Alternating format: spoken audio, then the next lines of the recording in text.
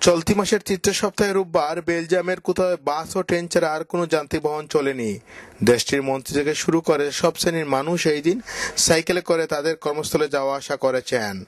যানজট নিরসনের পাশাপাশি বায়ু দূষণ কমাতে তারা কার ফ্রি ডে বা গাড়ি মুক্ত দিবস পালন করলেন। This cycle day takes place every year in Brussels.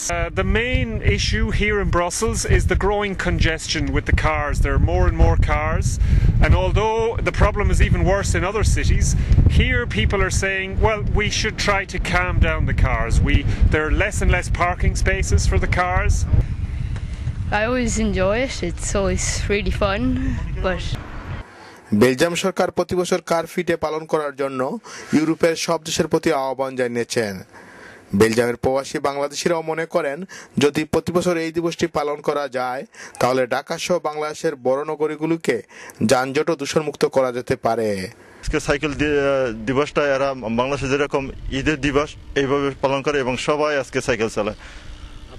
আমাদের দেশে বাংলাদেশে ঢাকা শহরে যদি এইরকম অন্তত গভর্নমেন্ট একবার উদ্যোগ নিত বছরে একটা দিন অন্তত পলিউশন থেকে আমরা বাঁচতে পারতাম।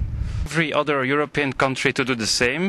So next year or even this year in Barcelona or anywhere else in Europe, you should, or Bangladesh, absolutely, you should have your car-free day.